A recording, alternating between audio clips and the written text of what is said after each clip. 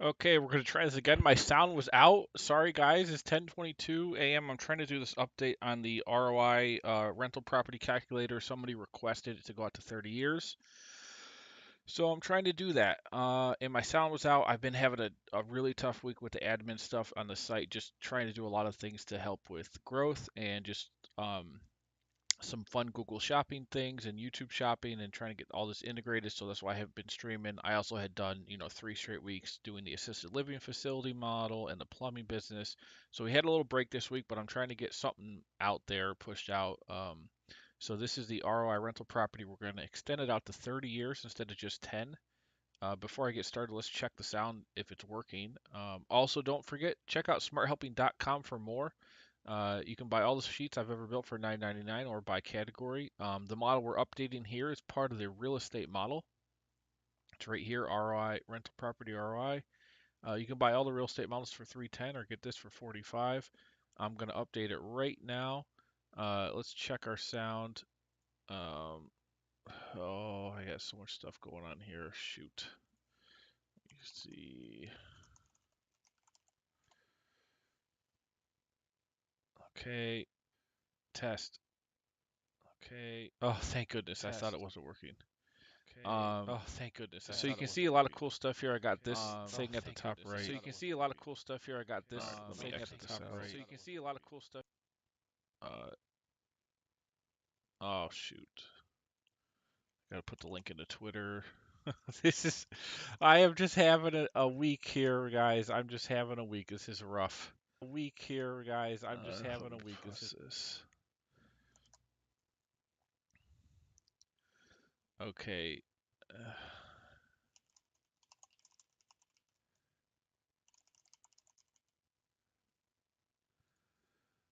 All right, so there's that. Now, keep in mind also, I'm working on SmartHelpingFinancialModels.com.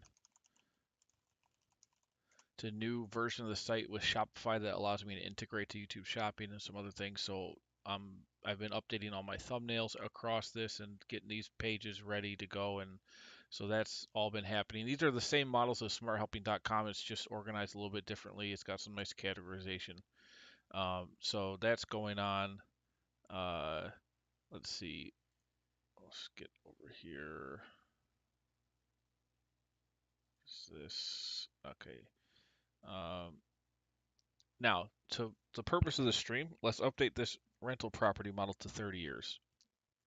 This will be pretty easy, so it's not going to be a huge long stream, but I want to update it. So let's just extend it out. We can drag all this out to 30 years or 360 months. Now, I've never had a request for a 30-year financial model. Usually 20 years is the absolute max, and I've only had that request once. 15 and 10 years is a little more common, and then usually it's just 5-year models or 3 to 5 year is very common. But we'll go out to 30 years, so you can go any time frame for up to that many periods. Let me format this all to column with 15. Actually, let's go a little bit smaller. Let's go 13. Okay, so it's got extensions. Now what I have to do is extend this, and what I'm going to do now, monthly rent. We're going to do, since it's too many years, we're going to do a percentage increase in each year instead of just having you hard code in. At 10 years, the hard coding was fine, but now if it's 30 years, we got to do a percentage because it's just too much for the user to try to mess around doing that. So let's just say, you could define it arbitrarily each year what the percentage of your rental income or rental fees are or what the rent is. So we got starting monthly rent 2,500. Percentage increase in year 1 through, let's see, we need to go down to 30. And we'll do the same thing for expenses.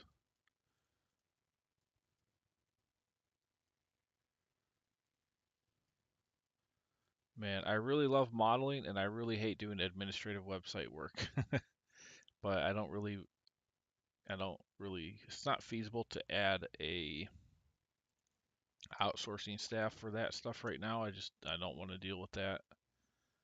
and it's just not feasible. So I have to do everything myself, and I'm getting a little overextended, I would say. Um, but that's why I'm taking this week to catch up. So here we are. Okay. Oh, so that's 2% each, 2.5, 2. We'll just do a standard 2% increase per year in the rent. Now let's do the same thing, same exact layout, but for expenses.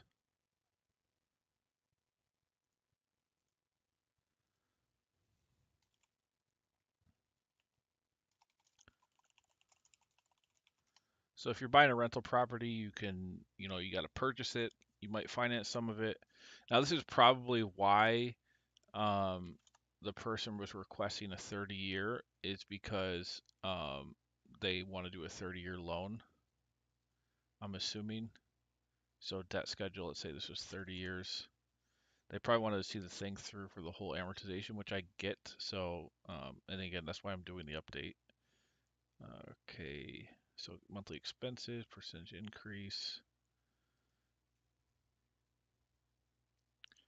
Let's say these start at maybe, I don't know, 450. Uh, so we extended, let's see, so hold period max of 50, not 50 years, 30 years.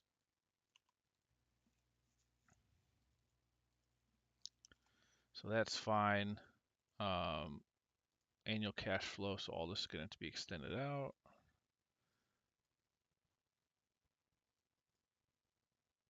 28, 29, 30. Look at all these congruent. Yeah, I'm excited next week to get back to just regular modeling. We'll do a new model. I think I might do a hotel model, and it's going to be based off of an existing model, but we'll do some updates to it. So I'm excited about that. I've never done a strictly a hotel build.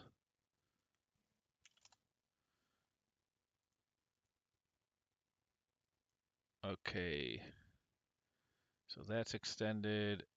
That schedule is fine. Yeah, that goes for 30 years. Just it's already built to do that, so that's great. Um,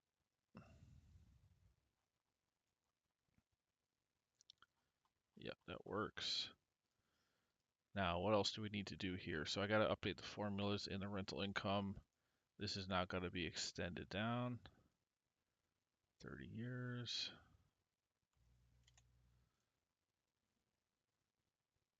Now you can see after 10, it probably just, yeah, it was an error. So now it'll be updated.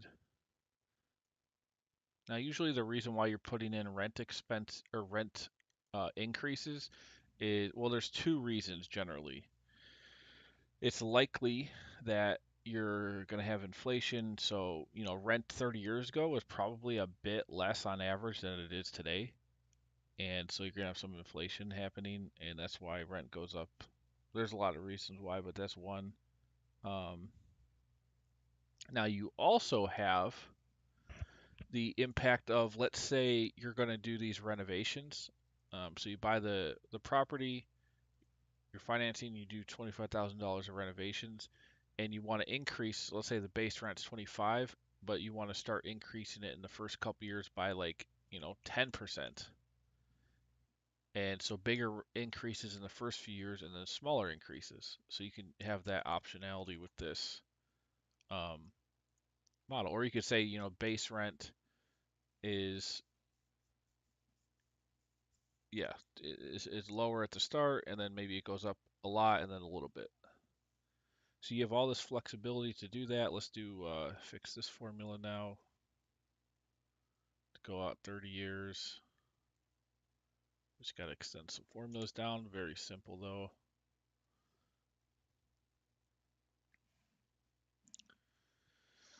And I don't foresee much issue here. This should be pretty straightforward. upgrade.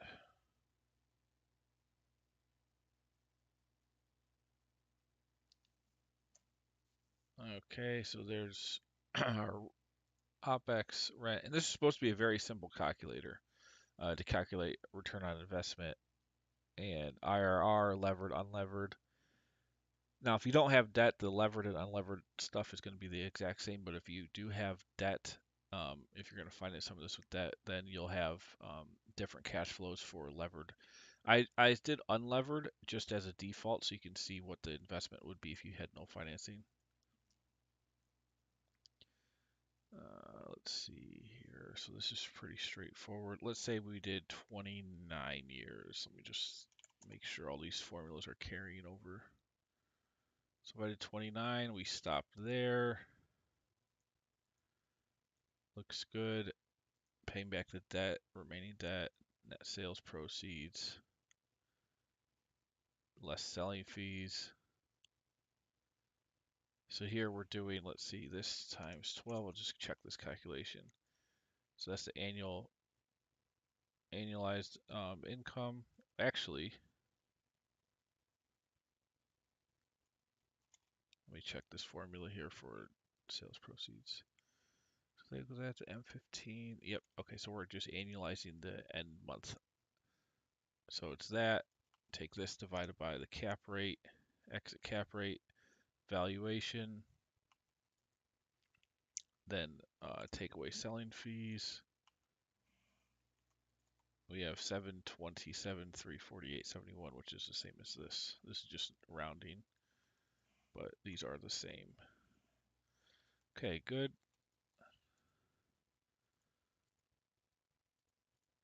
Now let's go over to the annual cash flow. Oh, we need to update these two. Let's pull this over. Oh, this is annual, so I have to update the annual side anyway. Um, oh, hey guys, we got a couple people in the chat here. What's going on? Good to see you. Good to see you. We're just doing an upgrade here on the rental property model. Okay, so this is all automatically pulling from the monthly, so I don't think we need to update the revenue or expenses, rental income or OpEx. This looks fine. Yeah, I guess all these formulas were already ready to go to be drug over, so this is good. Now, IRR, we do need to extend out this far. And then unleveraged IRR. Now note the unleveraged, you have more cash coming back. See the cash flows are higher with the unleveraged, but you're also putting up a lot more at the beginning. And it's just a measure of risk versus, essentially your risk tolerance. Total cash on cash. Okay, so this was hard coding year 10. Let me see. Okay, so this will go even if you stop it in like year 11, it would go to the end. So that's fine, but I need to make it to year 30. Total cash on cash. Was that the right? Let me see.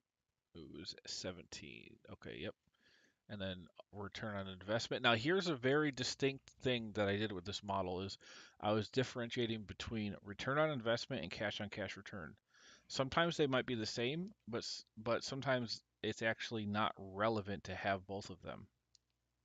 For example, return on investment is, let me update this formula real quick before I lose my train of thought though. There's the total ROI. Return on investment, okay, I have to double check these, is saying what's your return on this purchase price plus the renovations? Because this is the total investment, and even though you might use leverage, it wants to know the total investment before leverage.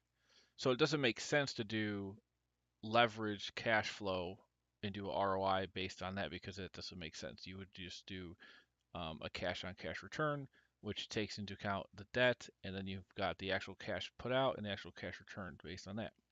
So that's cash on cash return. It's almost the same as ROI, It's just you're counting the investment before debt with ROI. And therefore, you don't have a levered ROI.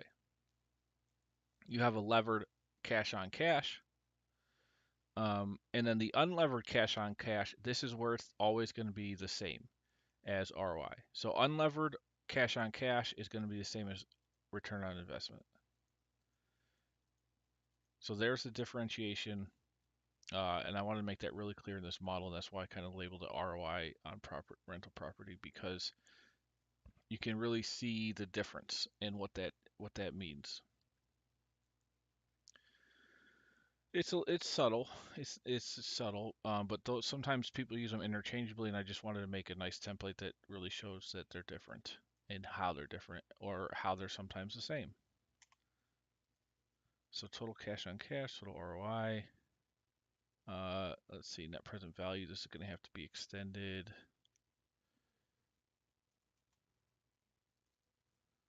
Make sure all this is working.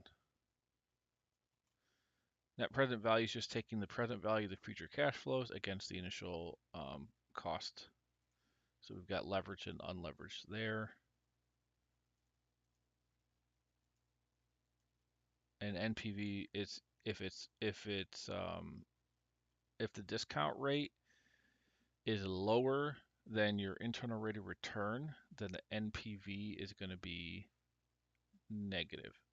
So you can see here the levered IRR is 23%, and this discount rate is 20%. That means you have a positive net present value, because the IRR is solving for what you can discount the future cash flows at, so that the net present value equals zero. Like if I copy this into here, it'd be zero. You can see here NPV 0. So that's how you can check if you're doing the calc rate, and also it's interesting to know that. Now, if I were to say my discount rate is 25%, now you have a negative. Anything above the IRR on the discount rate is going to give you a negative net present value. So that's a good way to check. Let's see. So this is good. Let me just double check these real quick. So unleveraged total cash on cash, taking that, which is the total sum of these against the initial investment, initial cash requirement. And then this one is total cash flows against the total investment for ROI.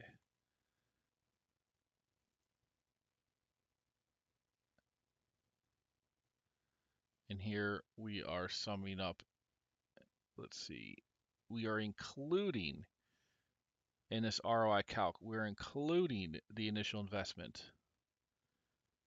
So that's the same as saying, well, if I put in $8 and I got back a total of 10, I have to do, 10 minus 8. Really, you made $2 on your 8, so your ROI would be 25%. So what this formula is doing is it's just summing up the negative, initially negative 8. So we're just doing sum of this, which is again 2 divided by this. So you can see it's the same. It equals that 25% that we calculated. So same calculation, um, but now it's just an easier formula, because I don't have to say sum of this uh, minus this divided by this. I can just say sum of all the cash flows divided by the initial investment to get the ROI.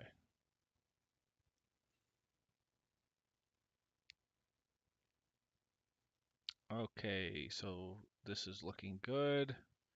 These are good. Now let's say, what if I did say a hold period of 20 years? Let's see, we should stop in year 20, pay back the debt. We have exit proceeds from selling the property, and our calculations updated. Go to annual cash flow. Everything looks like it's updating good here. Yep. Okay, so this is great. This is fully updated. You can go up to 30 years, and it's a nice little tool to use if you're going to buy rental property and you want to do some different scenarios on rent, expenses, purchase price, financing, and figure out your leverage and unleveraged IRR, cash on cash, and ROI. I also did some annualized numbers here. This is annualized cash on cash. Um,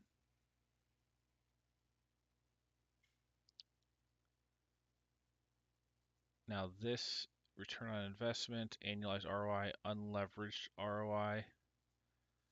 What am I doing here? So this is assuming this initial investment is returned, and it's just basically telling you what percentage of your investment are you getting back each year. So this is like 11% saying 30,000 is 11% of the initial investment, 11.3%, etc. And then cash on cash does the same thing. I believe I need to update the term text though. Hey guys, wow, we got some viewers in here. Hope everyone's having a great day. Let me just tell you about my week real quick. It's Thursday, okay? I've been doing these freaking site updates all week to get I'm trying to get into Google Shopping and the YouTube shopping thing so you can directly buy stuff on YouTube, like all my products can be listed there. The problem is my initial site, I'll show you this here real quick because we're basically done with the ROI calculator. My initial site, which is here, um, is built on Blogger. So that's a very bad content management system for selling things.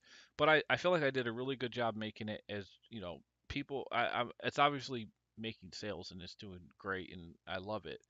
But I wish I would have probably started from Shopify from the very beginning because this content management system with Blogger does not integrate with like anything. So I can't do YouTube shopping, Google shopping with it, any of that stuff. So what I had to do is look at this. This is what I've been doing all week. Building out SmartHelpingFinancialModels.com, a new domain. All the same products as SmartHelping.com, but look at how nice these little product cards are. I can do collections. I can categorize products in collections, and all of these products can then be pushed over to YouTube Shopping, and that's why you see the pinned product in the chat for I think I did all model one. This one, you see this in the chat. You can buy it right from there, um, which is pretty cool. And then under all of the videos, I can make certain products show up. So you can see it right there. And then if I get accepted to YouTube or Google, buy on Google, you can actually buy something without even leaving Google or YouTube. So I felt like there was some value there and it was worth this effort, but man, it's been tough. And putting digital products on Google Merchant Center is a nightmare. It's a complete nightmare, but I believe we are getting there. I have a final review tomorrow, which because they were saying I was selling services, but I wasn't selling any services. I was selling financial models and spreadsheets that helped a different service businesses do a financial forecast. They thought I was actually selling a service, so I had to delete any title that had the word service in it. And that's just bonkers to me because that's like saying, well, here's a car wash financial model, and Google thinks I'm actually selling car washes because it says car wash. So that's been frustrating. But I talked to the representatives, and I think we're good to go. Tomorrow will be the final review of that stuff, and then um, we'll see. I don't know if anything else is going to pop up, but yeah. So that's what I've been working on all week, and that's why I haven't been streaming. But I figured I did have a request to update this model today, so that's why I wanted to get that in there, and I knew it would be a pretty quick update, which it is. So you can buy this template in the description box below. I'm still linking all my main stuff to smarthelping.com, but all the product cards that you will see in YouTube going forward is going to be to smarthelpingfinancialmodels.com. They're the same products all run by me, and it's just the same upload. It's just in a different spot. Um, but yeah, everything's the same. Let me update this 30-year monthly cash flow. This is fine. Yeah, I think we're good here. Oh, almost forgot the charts. So this is one bad thing about Excel in general that Google Sheets does a great job at is you can make a chart reference a whole data set, and anything that's blank, you can set things to blank and then they won't show up on the timeline and it won't look all crunched up. But Excel is not, doesn't have that nice easy integration, so I have to go here and set it to the max possible year count. And yeah, that's not too bad, I guess, but still, you can see it'd be better if it just automatically reformatted to the size of the amount of years. 3, okay. So those are months or years. I'll put a label on that.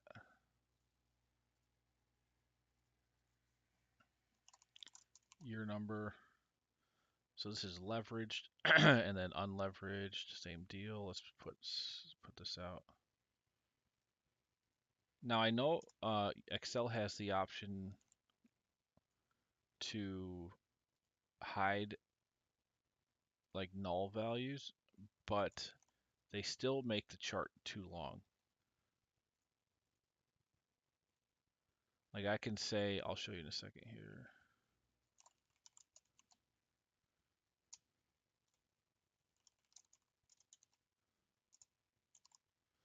So I could say select data. I can do hide in hidden empty cells. I can show empty cells as gaps or 0 or show NA as an empty cell. But that will still give you this situation where you have the unused years will just make it longer for no reason.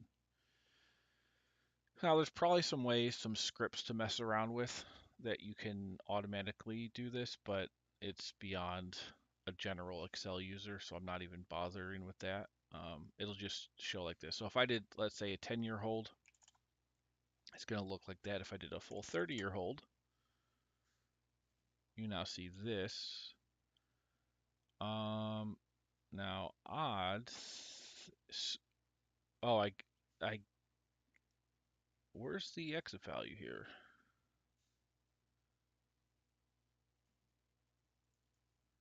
This times 12. Ah, these months are off by 1 month. Probably so we need to offset something. Let's see. So this is going -1. This is April.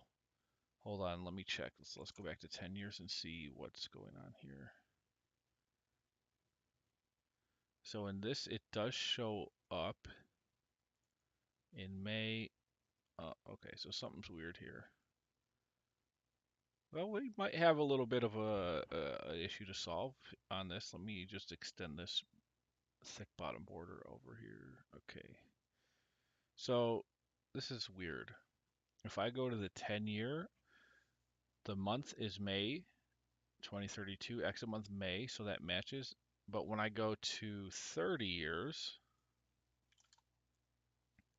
we're in May, but now April is the last month. So let's see what's going on here. June, July, August, September, April, May.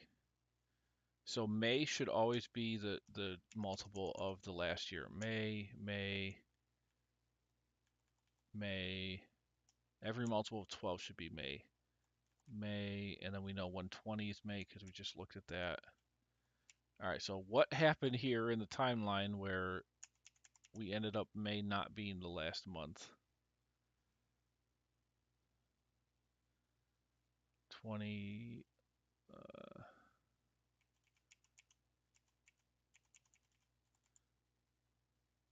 is 150. Let's see.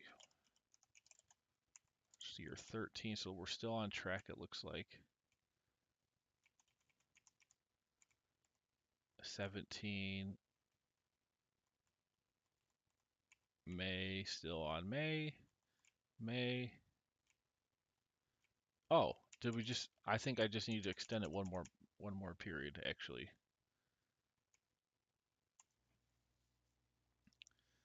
Because I was looking at this, so let's see. Do I only have 11 months here? Probably. Yep. All right, I'm glad I caught that. So let's go out to 11. There we go. So now we've got our final month, which is ending on the month of May, and we now have our net sales proceeds. And this is it. That's a big thing. That's why a lot of times these charts are really nice to have because you can see your data, and if it has any issues, you'll see if something doesn't look right. And that just happened here, so it's a nice little sanity check. Now the annual cash flow, it shouldn't be affected because it's just going by year. And this does not affect it. And then is there a check here? I kind of want to put in a check. Let's put in a cash flow check. So your monthly cash flow and annual cash flow should always match. So let's do this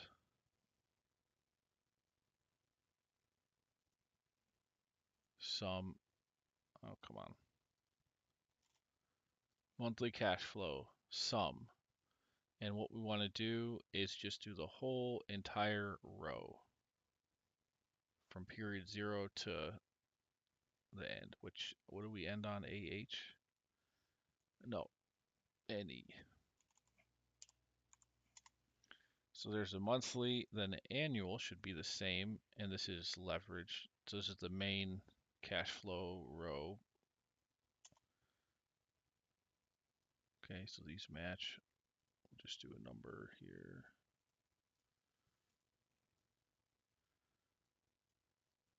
And this is levered.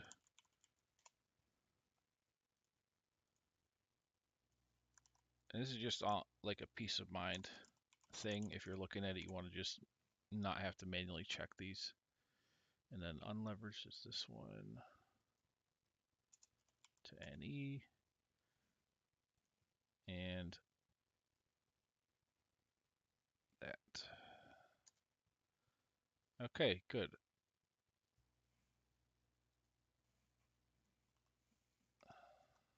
0, 0.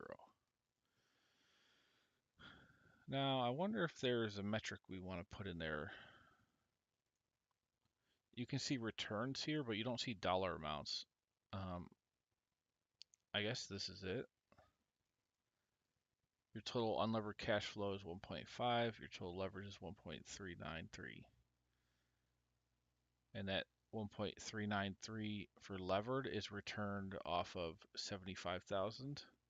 Now keep in mind this is a 30-year model. If let's say it was 10 years, numbers are going to look a little different. 435,000 off of a $75,000 investment.